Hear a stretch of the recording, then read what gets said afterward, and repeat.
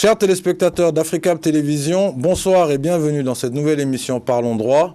Nous avons aujourd'hui le plaisir et le privilège de nous entretenir avec Madame Nakana Kadiatou Diakité.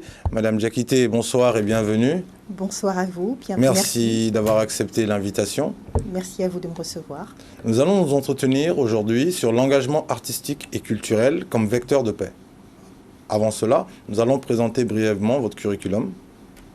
Vous êtes ingénieur culturel, vous êtes commissaire d'exposition indépendante, vous avez un Master 2 en anthropologie de l'objet, culture et organisation des sociétés. Vous avez été également intervenante au Master d'action culturelle et artistique au Conservatoire national des arts et métiers Bala-Faseke au Mali entre 2007 et 2011. Et vous êtes contributrice au livre blanc Dialogue des éthiques, entre autres choses. Maintenant, sans plus tarder, est-ce que vous pouvez nous expliquer qu'est-ce qu'un engagement? C'est-à-dire, avant d'arriver à l'engagement artistique et culturel, comme vecteur de paix, qu'est-ce que déjà un engagement de manière générale? Et ensuite, qu'est-ce qu'un engagement artistique ou culturel? Écoutez, merci pour cette question. Merci de me recevoir. Merci à l'auditoire. Et puisque nous sommes dans l'émission Parlons droit, je vais évoquer quand même la partie juridique, parce que le droit mène à tout, le droit mène à rien, mais là le droit mène à l'art. Et j'ai commencé ma formation par un Master 2 en droit des affaires. Et l'anthropologie de l'objet, culture et organisation des sociétés est venue compléter ce parcours. L'engagement. Que vous dire de l'engagement? L'étymologie des mots est intéressante. Lorsqu'on prend un mot est vivant, un mot fait sens, ou fait plusieurs sens. Quand on parle d'engagement, on peut évoquer la question du contrat. Contrat avec soi-même, contrat avec les autres. On peut évoquer la question de l'action. Lorsqu'on s'engage, on part au combat, comme l'engagement dans l'armée. On peut évoquer aussi la question donc, du combat. Mais l'élément le plus important, à mon sens, dans l'engagement, c'est le libre choix, dans une conscience éclairée. Donc l'engagement équivaut à un libre arbitre. On n'est pas contraint de s'engager, parce qu'il y a un moteur interne. Et ce qui est intéressant, c'est quel est le moteur de cet engagement? Qu'est-ce qui nous pousse à nous engager? Il faut pour cela être ancré en soi et ancré dans un terreau favorable. Dans le cadre de la culture, qu'est-ce qui peut conduire à nous engager sur le plan culturel? Eh bien, il faut à ce moment-là prendre en compte, se rendre compte déjà de ce que l'on entend par cette culture, dans le contexte dans lequel nous sommes. Cette culture ne peut s'envisager sans parler de transmission. Nous sommes issus d'une vieille civilisation.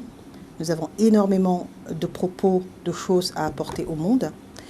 Et nous avons un legs, nous avons un héritage dont nous ne sommes pas quittes vis-à-vis de nos aïeux, de ceux qui nous ont précédés et qui nous ont transmis ce savoir et ce savoir-faire. Je vais faire une brève incursion en Bambara en disant que l'on m'a dit que Maya Lili Bebo en des faits. Ni Maya Lili Bebo en fait, non. On a ce devoir de le transmettre. Voilà. Donc l'engagement, la source de l'engagement prend appui sur ce devoir que nous avons de léguer aux générations suivantes le savoir-faire qui nous a été transmis depuis des siècles.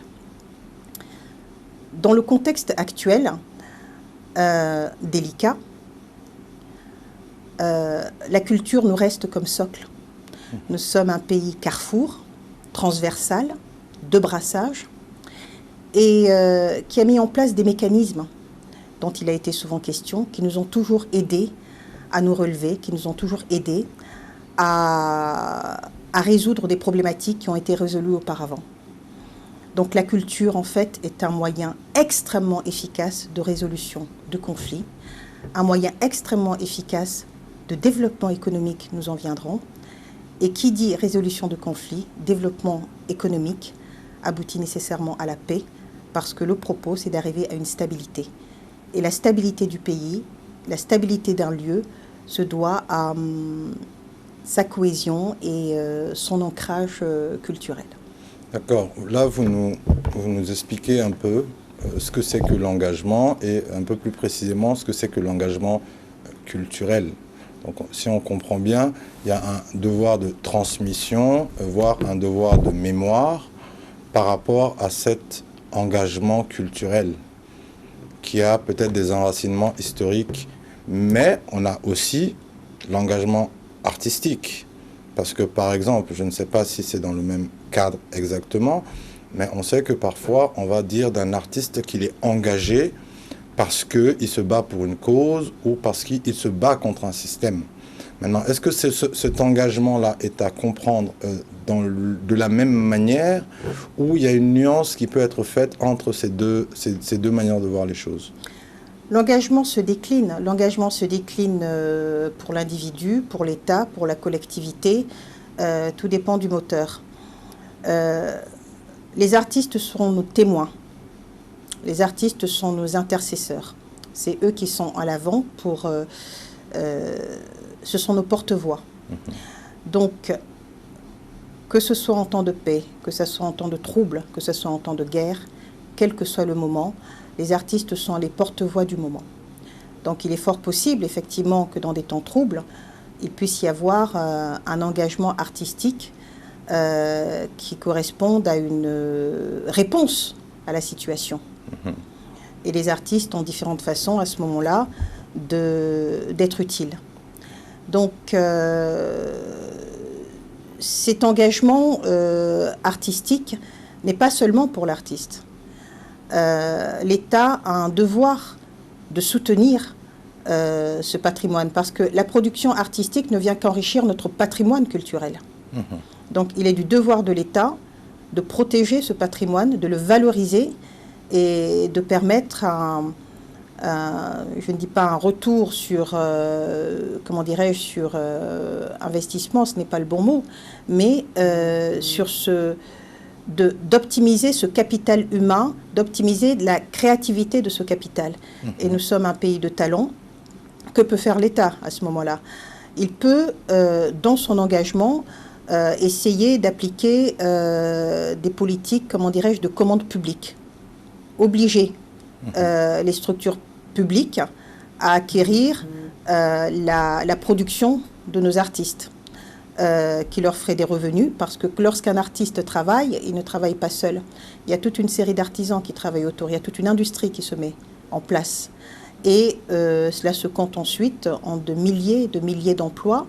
Ensuite, il peut y avoir une politique d'incitation à la consommation de nos produits issus de la créativité, d'incitation à accéder aux services issus de la créativité. Le fameux consommer local, quoi. Pas tout à fait. Alors, le consommer local est à mon sens, c'est un raccourci. D'accord. Il ne s'agit pas de consommer local. Il s'agit de, comment dirais-je, consommer malien, peut-être.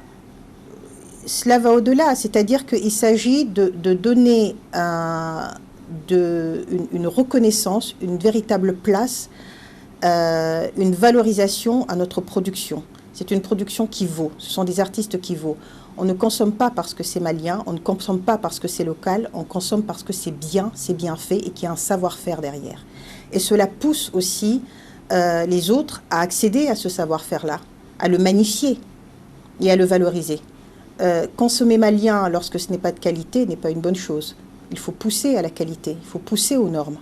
Dans ce cas-là, ça peut même pousser aussi justement d'autres pays à consommer ce qui est produit ici, puisque c'est de bonne qualité à ce moment-là. Exactement, cela peut faciliter nos exportations. D'accord. C'est la raison pour laquelle la créativité artistique n'est pas un folklore, c'est vraiment un moyen, un outil de développement, et c'est aussi un outil de communication pour notre, les Anglais appellent ça way of life, pour notre manière de vivre, pour notre savoir et nos savoir-faire. D'accord. On a dit un peu plus tôt dans nos propos liminaires que vous êtes ingénieur, vous avez fait de l'ingénierie culturelle, mais on n'a pas précisé que vous avez fait aussi du soft power et de la diplomatie culturelle.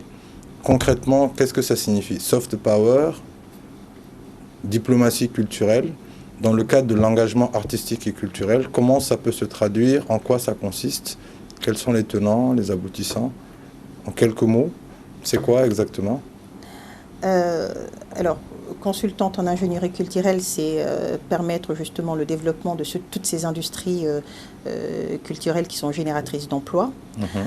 Le soft power et la diplomatie culturelle, en fait, ce sont deux acceptions dans deux langues différentes, tout simplement. Il s'agit pour un État d'utiliser ce qu'on appelle son doux pouvoir. Donc, on n'utilise pas les armes de guerre, on utilise l'arme de la culture pour promouvoir ce dont on parlait tout à l'heure, son savoir et son savoir-faire, pour promouvoir tout ce que nous pouvons apporter au monde, et le Mali est riche de cela, pour promouvoir, pour asseoir un petit peu son influence sur la scène internationale par tous les apports que nous pouvons donner, parce que dans le cadre de la diplomatie culturelle, tous les pays sont à égalité, en fait. Il ne s'agit pas d'un pouvoir économique, il s'agit de la capacité d'un pays à exporter sa culture, mais à exporter une culture qui va permettre ensuite aux autres de s'intéresser à nous, de consommer nos biens, de venir nous voir et de nous donner une place spécifique. Nous sommes visibles dans les esprits et nous sommes imités, nous valons sur la scène. Et poursuivant dans le même sens, quels sont aujourd'hui les faisceaux culturels sur lesquels nous pouvons peut-être nous appuyer, ou en tout cas des savoir-faire propres peut-être au Mali, qui lui permettent peut-être au niveau national ou sous-régional, voire international, d'avoir des valeurs ajoutées. On sait qu'il y a la musique, hein. Ça n'a pas commencé aujourd'hui, que ce soit Salif Keïta, Ali Farka, même récemment Sidiki. On sait qu'il y a eu Chris Elou aussi avec le Bogolan à un certain moment donné qui a exporté un peu cette culture-là, même si ce n'est pas des cultures à proprement dit maliennes, je dirais plutôt peut-être même mandingue, parce que c'est un ensemble. Mais sur quoi aujourd'hui on peut faire des efforts pour pouvoir justement culturellement s'exporter et que ça soit rentable économiquement pour le Mali? Je pense que c'est dans tout domaine. D'accord. C'est dans tout domaine. La problématique du Mali aujourd'hui n'est pas tant d'exporter, c'est de revisiter. Notre pays doit revisiter ses propres savoirs. C'est-à-dire qu'avant d'exporter, il faut déjà les revisiter et se les approprier. Si je vous dis par exemple que le Mali peut exporter d'une certaine façon, pour parler de manière triviale, son modèle éducatif, vous allez dire comment? Et oui, nous devons revisiter nos jeux éducatifs traditionnels qui avaient un impact sur la confiance en soi, sur l'estime de soi, sur la solidarité, sur des techniques et des méthodes mémotechniques. Vous avez peut-être un exemple?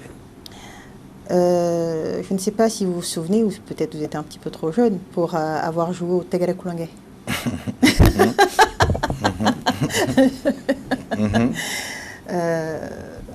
Tegre Kulangé. Et tous ces jeux... En quoi, par exemple, ça consiste? Quelle est, pour les téléspectateurs, quelle est la valeur ajoutée, par exemple, du Tegre Kulangé? Alors, le Tegre Kulangé, c'est le terme générique. Il y a ensuite plusieurs jeux dans le Tegre Kulangé. Dans ce jeu qui consiste, par exemple, à avoir un groupe d'enfants et se jeter en arrière sans se demander si l'on va tomber ou pas, mais avec une confiance totale. Et le groupe vous soutient. Ce sont des méthodes qui comment dirais-je, influent énormément sur la confiance et sur la solidarité.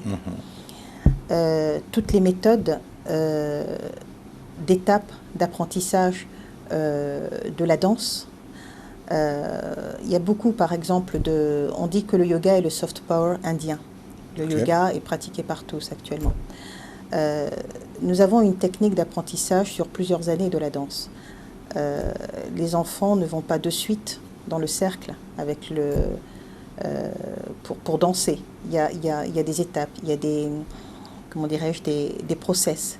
Et toutes ces étapes, nous n'avons pas nous parlons beaucoup d'aller dans les salles de sport. Mais la danse est une pratique sportive qui s'est perdue. Nous avons aujourd'hui le Zumba qui s'exporte partout, alors qu'au Mali, en tout cas dans nos pays, la pratique de la danse joue sur tous les aspects du corps, délie le corps. Il y a du cardio-training, il y a tous ces mots qui nous viennent de l'extérieur, que nous découvrons alors que nous les avons déjà ici. Voilà. Est-ce que de manière même, peut-être même rituelle, il y a aussi des danses en fonction des zones, en fonction des coutumes. Par exemple au Mali, je vais prendre par exemple le cas du Sigui chez les Dogons. On sait que bon, il y a des masques, il y a un certain nombre de choses, mais il y a aussi des danses qui peuvent avoir un sens, qui peuvent aussi, dans une certaine spiritualité, comme on dit, accompagner le mouvement. Donc, est-ce qu'au-delà même de cet apport physique, sportif, il peut aussi y avoir peut-être un apport spirituel par rapport à ces choses-là qui sont effectivement ancrées dans notre culture depuis presque des siècles, quoi. Il est difficile de parler de danse sans parler de tous ces aspects. Parce que c'est pour ça que vous parliez tout à l'heure d'engagement culturel et artistique. J'aurais peut-être dû développer ce que l'on entend par artistique. La notion d'artiste ou d'artistique est une notion assez sérieuse ici. Là, on prend en compte quelque chose de global. Lorsqu'on parle de danse, l'on parle effectivement sur l'aspect physique, l'on parle de la structuration de l'être. C'est une instruction.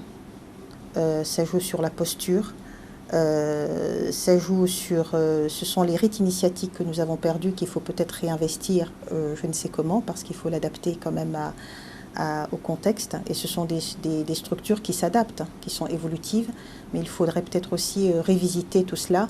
Mais la danse inclut tout le processus de socialisation de l'enfant, l'accompagne dans son développement du petit enfant à l'adolescent, à l'adulte, et le structure dans sa pensée aussi. C'est une philosophie, toute cette question de danse. Ce n'est pas simplement de l'éducation physique, il y a aussi l'apprentissage. Toute personne qui danse, les enfants, apprennent les sons. Ils savent déjà répéter avant même d'entendre. Donc c'est un apprentissage auditif. C'est vraiment une structuration complète à revisiter. Et ces pratiques, il faudrait peut-être les réinvestir et avoir un mode de communication pour les valoriser, pour les structurer et pour les proposer au monde.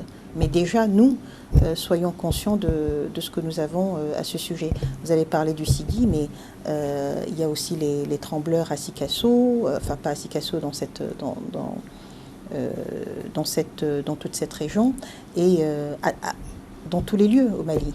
C'est une pratique qui se décline dans toutes les régions, mais c'est une pratique qui est quand même connue et qui a été, qui a fait ses preuves. Donc pourquoi abandonner ce qui a fait ses preuves pour prendre ce qui est nouveau? Revisitons, structurons-le et essayons de voir comment est-ce qu'on peut le proposer, le valoriser et qu'il soit même générateur de ressources. Si je comprends aussi, dans le artistique, on a l'artiste, mais on a aussi peut-être l'artisan. C'est-à-dire que la personne qui travaille, par exemple, de ses deux mains pour... quand je dis artisan vraiment au sens large, hein, c'est-à-dire que cet artisan-là, quelque part, peut aussi être considéré peut-être dans la case artistique et peut, en allant dans ce sens-là, être par la même occasion un artisan de la paix. Parce qu'on a dit que cet engagement et artistique et culturel peuvent être des vecteurs de paix. Donc comment concrètement, au-delà des développements ou économiques ou spirituels ou personnels, et c'est déjà pas mal, hein, qui peuvent être faits, faire de ces instruments à proprement dit des vecteurs de paix? Eh bien, Dans le culturel, il y a l'artistique. Alors, au terme artistique, je préférais peut-être le terme de créativité. Que ce soit l'artiste ou l'artisan, il propose des œuvres manufacturées par la main. Et ensuite, c'est plutôt la définition occidentale qui a scindé les choses. Or, si nous réinvestissons nos cultures, nous avons moins de scission. L'art est beaucoup plus global. L'artistique se vit tous les jours dans la rue. Nous n'avons pas nécessairement besoin d'aller dans un musée pour aller voir une œuvre. Dans nos lieux, l'art se voit, l'art se vit dans le quotidien. L'art est intégré dans nos vies, dans notre façon de nous habiller, de nous vêtir, dans ce qui est une conception un petit peu différente en Occident où l'art se regarde. Voilà. Donc c'est déjà de bien comprendre ce à quoi ça correspond. C'est pour ça que je parlais toujours de réinvestir, de s'enraciner, de retrouver les mots qui conviennent d'abord. Excusez-moi de vous couper, mais juste pour rebondir, parce que vous m'avez fait penser à un autre article que vous avez fait également, qui s'intitulait « La ruée vers l'art ». Est-ce que, juste après, est-ce que vous pouvez aussi, je ne sais pas s'il y a un lien possible qui peut être établi entre ces deux-là, nous en parler, mais vraiment brièvement, de cet article en question? La ruée vers l'art, c'était un article écrit en 2017 parce que c'était les artistes contemporains du continent commençaient à arriver sur le marché de l'art. Les collectionneurs commençaient à s'intéresser à leur production. Et dans le marché de l'art, qui a un marché, comme tout marché, la spéculation bat son plein, comme d'habitude.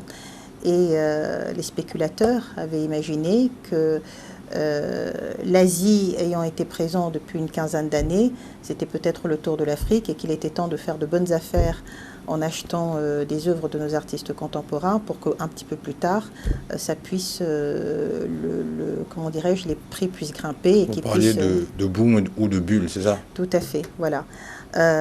Et le boom artistique, c'est lorsque cela s'inscrit dans la durée et lorsque nous avons un nombre suffisant d'artistes du continent qui arrivent sur le marché et qui s'installent durablement. La bulle, c'est lorsque c'est la bulle spéculative. Or, on remarque depuis quand même une dizaine d'années qu'il ne s'agit plus de bulle, mais vraiment de boom, c'est-à-dire que nos artistes contemporains s'installent vraiment sur la scène internationale. Et là, cela fait partie d'un des éléments, encore une fois, du soft power, parce que nous sommes visibles sur des marchés de niche où on ne nous attend pas. Et ces marchés, quand on regarde la géopolitique de l'art, sont calqués sur le marché mondial. Donc cette présence est intéressante aussi. C'est de l'ordre du subtil. D'accord.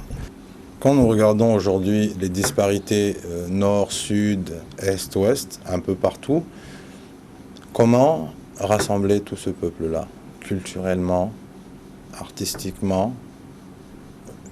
Quels peuvent être des outils? On sait qu'il y a eu par le passé des initiatives qui ont permis de fédérer ou de mettre au niveau national tout le monde ensemble via des manifestations artistiques, culturelles et même sportives. Comment aujourd'hui, vous, vu le contexte que nous traversons concrètement, est-ce que vous avez un moyen simple, un exemple simple qui peut permettre au monsieur qui est à Gao ou à Kidal de collaborer avec le monsieur qui est peut-être à Kai ou à Ségou? Le grand intérêt de l'art, c'est qu'il n'a pas de frontières. Et le grand intérêt des artistes pour un pays dans un tel contexte, c'est que les artistes aussi se considèrent sans frontières. Et ce sont nos soldats de la paix.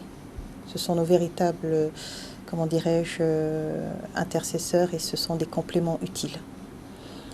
L'artiste de Gao ou de Kidal ou de Sikasso ou de Ségou ou de Kai n'auront aucune difficulté à se comprendre pour agir. Parce que ils sont notre rempart. Ils ne sont pas dans certains enjeux que nous ne comprenons pas. Ils restent dans cette part qui nous unit tous. Ils ont gardé, eux, la mémoire de ce qui a été transmis. Et c'est en ça qu'ils peuvent nous être très utiles et co-organiser, effectivement, pas seulement des événements, mais être présents et parler pour, parler au nom d'eux et être nos vecteurs. Alors c'est vrai que dans notre société, il y a une organisation avec une place prépondérante à d'autres structures sociales qui peuvent effectivement remplir cette fonction et qui sont dédiées à cette fonction, mais l'un n'exclut pas l'autre. Nous avons aussi la chance d'avoir ces artistes qui sont encore une fois nos intercesseurs. Donc lorsque tout va moins bien, je ne dirais pas tout va mal, ils parlent à nos cœurs, ils parlent à notre sensible et ils éveillent et réveillent cette part qui a été ancrée en nous et que nous avons en commun. Donc les artistes sont ce que nous avons en commun et ils arrivent beaucoup plus facilement à faire les liens et à se déplacer. Voilà. Comme il nous reste 2 minutes, je vais vous donner votre mot de conclusion. Vous allez peut-être nous donner une citation qui vous marque et qui vous a marqué, faire un vœu pour le Mali et pour les Maliens, mais juste un peu avant, parce que là, effectivement, vous parlez de quelque chose d'important. Quand on parle de culture, on fait aussi référence à la tradition, et notamment au Mali, quand on parle de tradition, on pense tradition orale et on pense au rôle, par exemple, des griots dans justement ce processus de paix-là, qui sont normalement des ambassadeurs, des conseillers, des conciliateurs et des médiateurs. Mais aujourd'hui, on se rend compte également que ces mêmes griots, sans faire de mauvais procès, parfois ou ne disposent pas de toutes les possibilités pour pouvoir jouer ce rôle-là au niveau national, ou sont enfermés dans d'autres carcans. Donc peut-être que là, il faudra aussi que l'État puisse jouer un rôle pour que ces organisations qui sont là puissent aller peut-être de ville en ville et faire passer, je ne vais pas dire la bonne nouvelle, mais la nouvelle, déjà dans un premier temps, quitte à le faire avec un tabalé comme à l'époque, mais ce serait peut-être aussi une bonne chose. Donc est-ce que vous avez un mot de conclusion, juste sur ça, un vœu, et puis une citation, vous avez 40 secondes. Eh bien, je dirais que agir pour la culture, c'est travailler contre la guerre. Pour la citation. Et en mot de conclusion, je le dirais en, comment dirais-je, en bambara, en disant que fin bébé ben kono. Donc, alaka ben doit nyonche, alaka sabati doit nyonche, alaka mali yirwa. Anga folobolo folomoko wi sramu irana, alaka anto sraka. Si j'ai un mot à dire, ce serait ça. D'accord. Chers téléspectateurs d'Africab Télévision, merci de nous avoir suivis. Nous donnons donc rendez-vous dimanche prochain sur la même chaîne et donc à la même heure. Au revoir.